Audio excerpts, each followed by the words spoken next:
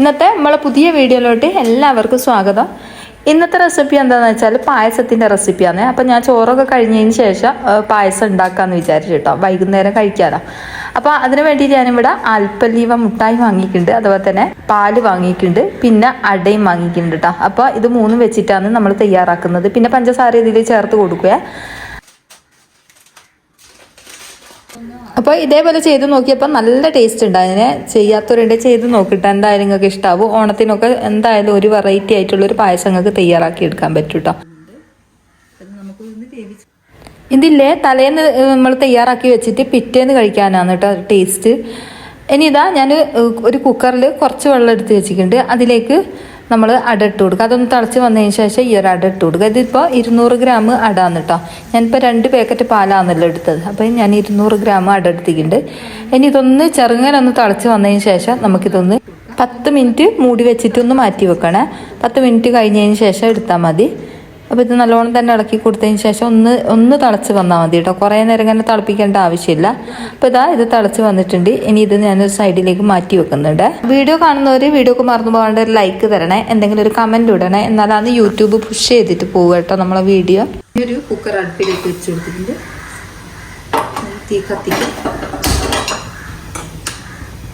എന്നിട്ട് ഇതിലേക്ക് പാക്കറ്റ് പാല്,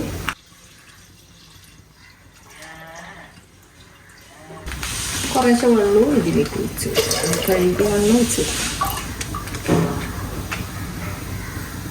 ഒന്ന് ഇളക്കി കൊടുക്കാം.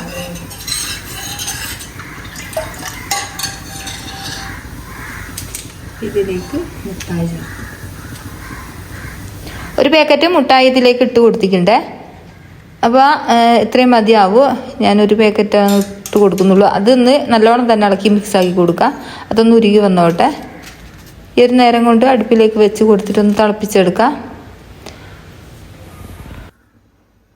ഞാനൊരു 1.25 ഗ്ലാസ് പഞ്ചസാര ഇതിലേക്ക് ചേർത്ത് കൊടുക്കുന്നുണ്ട്. മധുരം നോക്കിയിട്ട് പിന്നീട് ചേർത്ത് കൊടുത്താൽ മതി കേട്ടോ. പിന്നെ നമ്മൾ മുട്ടായി ഇട്ട് കൊടുത്തിട്ട് നല്ലോണം തന്നെ ഇത് ഇളക്കി മിക്സാക്കി കൊടുക്കണം കേട്ടോ, കുറച്ച് നേരം തന്നെ. പിന്നെ അതാ പഞ്ചസാര ഇട്ട് കൊടുത്തിട്ടുണ്ട്. അത് നല്ലോണം ഒന്ന് മിക്സാക്കി കൊടുത്തിട്ടുണ്ട്.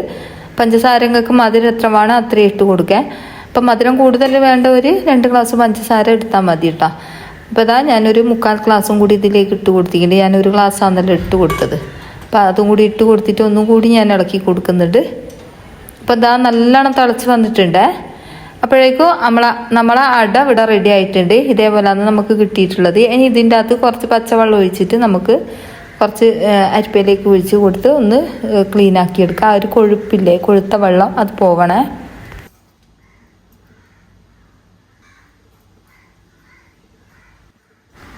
ഞാൻ ഈ ഒരു അരിപ്പയിൽ ഇട്ട് കൊടുത്തിട്ട് ഒന്ന് പച്ചവെള്ളം ഒഴിച്ച് കൊടുത്തതാണ്. ഇത് കണ്ടില്ലേ, ഇതിൻ്റെ പശർമൊക്കെ പോയി, ആ കൊഴുത്ത വെള്ളമൊക്കെ പോയിട്ടാ.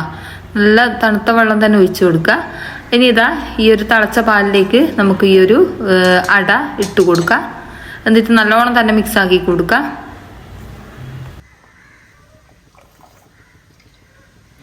അട ഇട്ട് കൊടുത്ത് കഴിഞ്ഞിട്ട് നല്ലോണം തന്നെ മിക്സ് ആക്കി കൊടുക്കുക.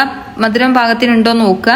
എന്നിട്ട് ഇത് മൂടി വെക്കുക കേട്ടോ. മൂടി വെച്ചിട്ട് ഒരു 20 മിനിറ്റ് നമുക്ക് ലോ ഫ്ലെയിമിൽ ഇട്ട് വെക്കുക. 20 മിനിറ്റ് കൊണ്ട് ആയി കിട്ടുവേ.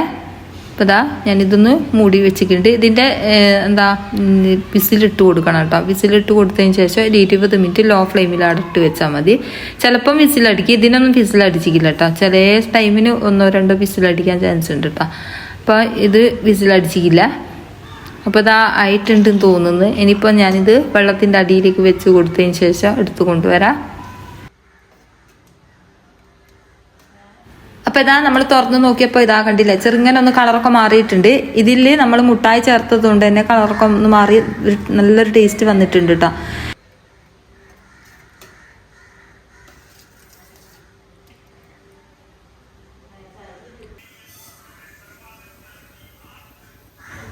ഒരു പാനിലേക്ക് ഒരു 1/4 ടീസ്പൂൺ അളവിൽ പഞ്ചസാര ചേർത്ത് കൊടുത്തിട്ടുണ്ട്.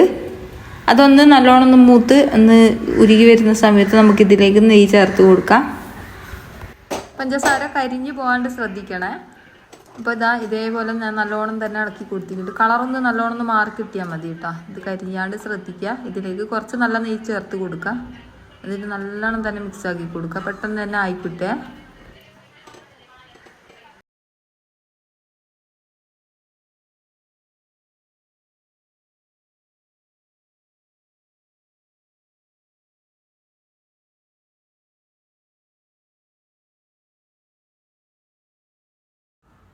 ഇതിലേക്ക് ഞാൻ ഏലക്കം കൂടി ചേർത്ത് കൊടുത്തിട്ട് 2 ഏലക്ക ചതച്ചത് ചേർത്ത് കൊടുത്തിട്ടുണ്ട്. അപ്പോൾ ഇതാ നമ്മളെ പഞ്ചസാര ഇതേപോലെ ആയി കിട്ടിയിട്ടുണ്ട്. കുറച്ച് നല്ലോണം കളറ് മാറി വന്നിട്ടുണ്ട് കേട്ടോ. പക്ഷേ അത് കരിഞ്ഞ് പോകാതെ അപ്പോൾ നമ്മളെ പായസത്തിന് കയ്പ്പ് ടേസ്റ്റ് ആയിരിക്കും കേട്ടോ. അപ്പോൾ അത് ഇതിലേക്ക് ഒഴിച്ച് കൊടുത്തതിന് ശേഷം നല്ലോണം തന്നെ ഇളക്കി മിക്സാക്കി കൊടുക്കുക. നല്ല അടിപൊളി ടേസ്റ്റാണ് കേട്ടോ. എല്ലാവരും ഒന്ന് ചെയ്ത് നോക്കിയിട്ട് അഭിപ്രായം പറയണേ. അപ്പോൾ ഇത്രയേ ഉള്ളൂ ഇന്നത്തെ വീഡിയോ. അടുത്ത ഇതേപോലത്തെ റെസിപ്പി ആയിട്ട് കാണാം.